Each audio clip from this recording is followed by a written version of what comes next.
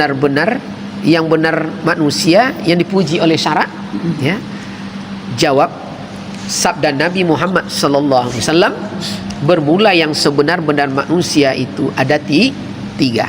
Ada tiga perkara. Pertama, orang mengajar ilmu yang sebenarnya. Jadi kalau mengajar ilmu yang sebenarnya, bukan karena disebabkan yang lain-lain. Apa maksudnya bunda? Ini ada bu ngajar, kalau ibarat ustaz kita hari ini tu tidak dikasih lagi dah. Tak minum, tak apa, atau tidak dipanggil gelarnya. Berubah niatnya. Sebenar ilmu yang sebenarnya, nanti kita tanya apa ilmu sebenarnya itu. Ilmu yang sebenarnya itu manusia dipuji Allah. Kedua, orang yang belajar ilmu yang sebenarnya. Jadi guru yang mengajar ilmu sebenarnya. Yang kedua, orang yang belajar ilmu yang sebenarnya. Berarti ada ilmu yang tidak benar. Ada berarti nanti ya. Nanti kita bahas. Ketiga, orang yang mendengar dengan sebenarnya. Nyado kadang lain mendengar tapi masuk kiri, masuk kanan. Makanya Al-Quran itu bu, kenapa diturunkan Allah beransur-ansur? Nazalna. Kenapa tujuan beransur-ansur? Untuk sebenarnya. Jadi sebelum diamalkan, tidak turun ayat lain. Itu dia. Sebelum dihafal, tidak turun yang lain. Tujuannya untuk mendengar dengan sebenarnya. Jadi diamalkan, itu disebut mendengar. Bermula yang baki seperti lalat, yang mengikut kumbang yang kurus, tiada derajat baginya pada Allah Ta'ala. Paham tak kira-kira bunda? Bermula yang baki ya, seperti lalat mengikut kumbang. Tadi lalat, ada kumbang, kumbang yang kurus, tiada derajat baginya pada Allah SWT. Jadi ilmu yang tidak seperti ini, atau orang yang tidak seperti ini, yang tiga ini, berarti diibaratkannya bedanya kumbang dengan lalat. Mana lebih besar kumbang dengan lalat? Besar kumbang. Tapi terpujikah dia? Tak ada satu. Kumbang di mulut dan duburnya tempat tai. Lalat hinggapnya tempat kotor. Jadi kalau tidak masuk pada kategori yang tiga ini, seperti itulah gambaran dalam pandangan syarak. Tidak mengajar ilmu yang sebenarnya, tidak pula belajar ilmu yang sebenarnya, tidak pula mendengar ilmu yang sebenarnya, seperti mengikut lalat, seperti mengikut kumbang. Keduanya sama rendah nilainya di depan Allah SWT. Maka orang dulu, abang bagikan kumbang, tapi kan abang kumbang ciri. Itu kumbang tuh bu sini bu, tempat keluar duburnya. Dua. Tapi kalau manusia lebih hina dari kumbang. Kenapa lebih hina dari kumbang? Seluruh tubuh tempat tai. Kepala paling atas tempat tai, namanya ketombe. Betul bu? Mata tempat tai, namanya ciri mata. Hidung tempat tai, namanya tai hidung. Di Jawa ada cidung, nama kampung. Mulut tempat tai, berciri mencuangan. Telinga tempat tai, pori-pori tempat tai, jari tempat tai, kantong tai besar. Jadi kalau kurang mengetahui akal sehat, tidak tahu hakikat diri, betul tak? Assalamualaikum. Hei kantong ciri berjalan. Apa nak disombong? Kantong ciri berjalan. Betul bu? Hilanglah sombong tu. Kalau paham kita kantong-kantong tai, kan orang berakal itu yang bisa. Kalau tidak, pongah dia. Maka sehina-hina kumbang lebih hina manusia. Kumbang hanya mengeluarkan tai lewat hidung dan duburnya, sementara manusia sekujur tubuh. Inilah membuatkan semakin berilmu semakin merunduk qanaah, zuhud. Maka memang betullah padi itu yang berisi penuh, yang tak berisi toga itu ya. Tanda tak berisi. Hei Allah karim. Itu ya. Soal itu tadi yang bernama manusia yang dipuji oleh syarak. 3 tadi ya. Mana orang yang dilebihkan Allah Ta'ala di dunia dan akhirat? Nah, tadi dipuji lagi, Bu. Kini yang dilebihkan. Di dunia dilebihkan, di akhirat dilebihkan Allah. Jawab. Adapun orang yang dilebihkan Allah Ta'ala dunia dan akhirat, firman Allah Ta'ala dalam Al-Quran, syahidallahu annahu la ilaha illa huwa wal malaikatu wa ulul ilmi qaiman bil qisti. Yakni naik saksi Allah. Allah yang naik saksi. Allah yang bersaksi. Naik saksi Allah Ta'ala bahwasanya tiada Tuhan melainkan Ia. Jadi tidak ada Tuhan selain Allah. Nah, Tuhan kita tahu kemarin ya, Dia berupa ya Allah Ta'ala. Tidak ada Tuhan itu kecuali Dia, Dia. Dan segala malaikat dan segala orang yang mempunyai ilmu yang mendirikan dengan betul. Dan jadi Allah yang bersaksi ya. Apa saksi Allah itu? Tidak ada Tuhan selain saya. Dia akan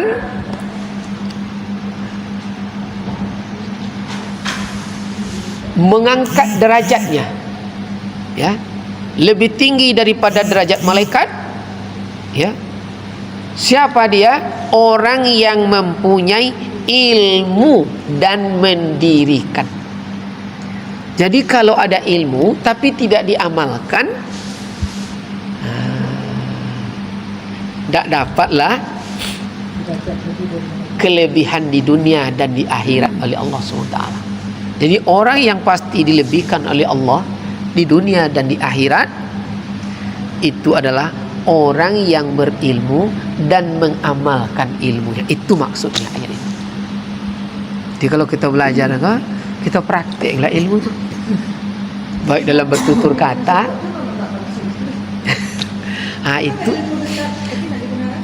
Itu namanya, itulah orang dulu, Bu, disebut dalam petua-petuanya iku alim pelito dendeng goyong. Dia tentu alim pelito dendeng, Bu. Dulu berpelito tuh, Bu, pelito tuh lentera. Jadi di sininya dikasih begini, Bu. Jadi yang di depan terlihat, yang tukang bawa pelita sendiri kegelapan. Maka disebut alim berpelito dendeng yang orang lain terlihat, yang ini tidak nampak. Apa dalam maqasid? Pengicuh. Maka disebut kasajarah, ilmu yang tidak diamalkan bagaikan pohon tak berbuah. Daun lerindangnya, Bu, tapi tidak ada buah. Kawan tanam rambutannya, daun sekeneknya, buah lah, Be. Abinjai pula lah ya. Kun lain lobek daun, tak apa buah-buah. Disebut lah orang komutan jantan ke ya. Aduh ya. Jadi yang dapat kemuliaan dunia dan akhirat oleh Allah dilebihkan orang yang mempunyai ilmu, ilmunya diamalkan. Ini yang dikatakan dalam ayat lain, firman Allah Ta'ala, wallazina utul ilma darajat. Orang yang mereka yang mendirikan ilmu itu diangkatlah beberapa derajat oleh Allah. Coba tengok, Bu. Ini kita dalam majelis ilmu nih, betul? Ruang kita ber-AC, AC. Nyaman? Nyaman. Diangkat derajat, Bu. Tempatnya bersih, dibersihkan orang. Nggak awak nyapu dulu, Bu. Tadi jumpa. Dibersihkan orang. AC mati, awak duduk aja, manji orang. Nggak awak dah. Betul tidak? Ini di dunia nih, Bu. Tapi yang kurang ilmu, lejo risikonya, Bu. Jam yang sama, ini mohon maaf kita, Bu. Tapi ini berkeringit. Inyo yang memrosion, inyo berkeringit. Inyo manji, inyo keringit. Betul tak? Yang berilmu, siap wirid tadi, makan. Siap makan, piring di situ, nyobain lah. Yang kurang ilmu, inyo yang nyuci. Betul tak? Betul tidak? Betul. Kadang kok di naik lah derajat lah. Pulang guru tu duit dikasih belum lagi. Yang cuci piring, lu dikasih duit. Itu dunia tu, Bu. Dunia tu, Bu. Begitulah Allah angkat, Bu. Terangkat, diangkat dan melaksanakan ilmunya. Terangkat saja. Ridwan saksikan, Bu. Siap kita khutbah lebaran Idul Adha itu, kita akan pakai jubah. Yuk. Allahu Akbar. Yang kurang ilmu, dia bergelimang dengan sapi itu, baun sapi.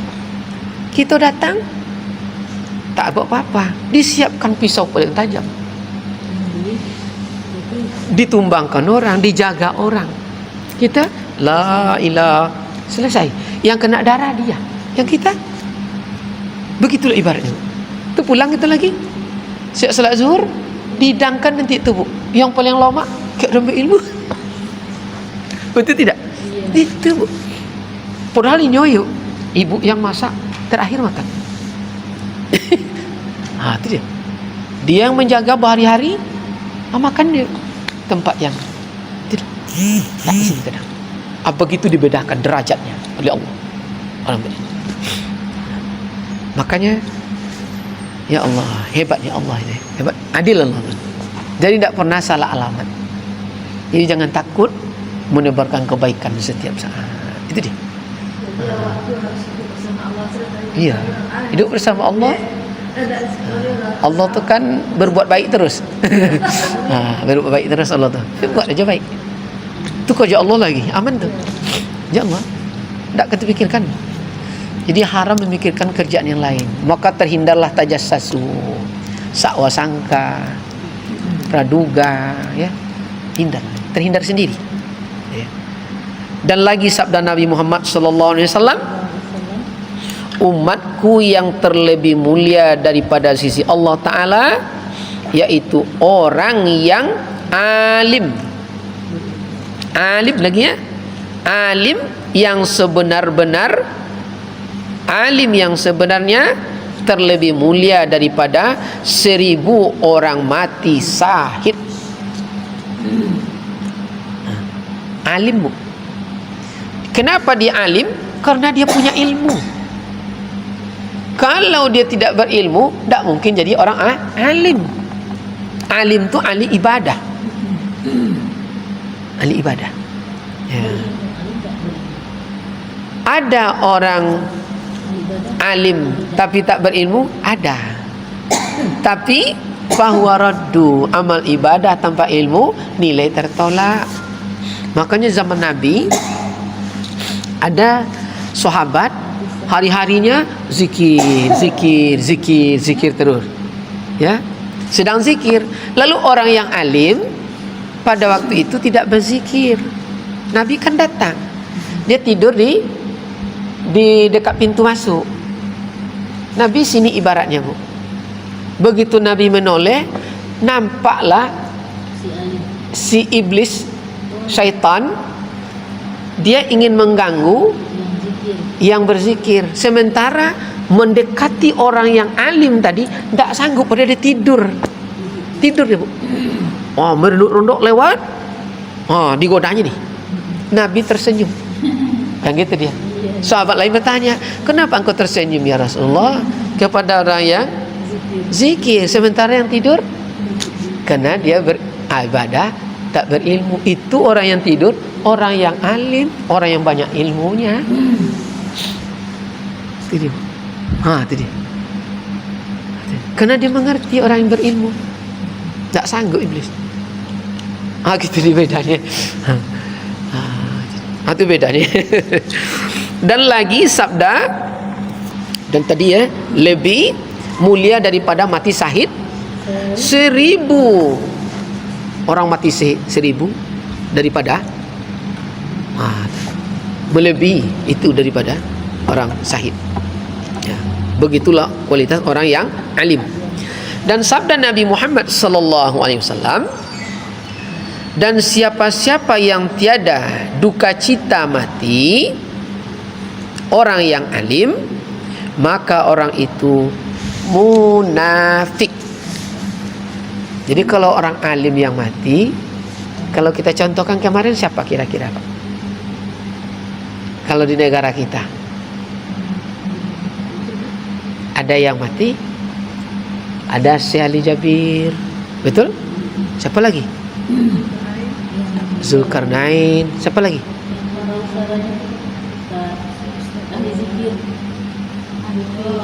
Arifin Ilham. Betul Bu? Tundak dia duka cita dah. Tidak merasa bersedih dia dah. Biasa-biasa aja. Itu tanda orang munafik. Orang alim yang banyak ilmu. Kalau kami di Kampar, mungkin dalam pandangan bukan kena guru kita ya, ada dulu Kiai Haji Bahtiar Daud yang memiliki Pondok Islamic Center Al-Hidayah Kampar. Istri beliau sakit di Jakarta. Dia membawa istrinya sakit di Jakarta. Dia yang mati. Tapi karena dia alim, siapa yang menunggu di sini? Gubernur waktu itu, Rusdi Zainal. Sampai di sini disolatkan beribu jemaah di Masjid Agung provinsi. Dibawa di Kampar, ditunggu oleh Ketua MUI Kampar. Disolatkan di rumah bergantian sampai 4 kali. Dibawa ke pondok, alumni Pondok Islamic Center puluhan ribu bergantian sampai 4 kali. Barulah dikebumikan. Maka di situ satu ulama, Buya Haji Bahtiar Daud, meninggal. 25 tahun belum tentu dapat ganti. Belum dapat. Payah. Tapi kalau gubernur mati kini, langsung ada ganti. Wali kota ada ganti. Presiden ada ganti. Tapi orang alim belum tentu. Nah, tanda orang yang akan dirangkat derajatnya oleh Allah dunia dan akhirat, kalau mati orang yang alim, dia berduka cita.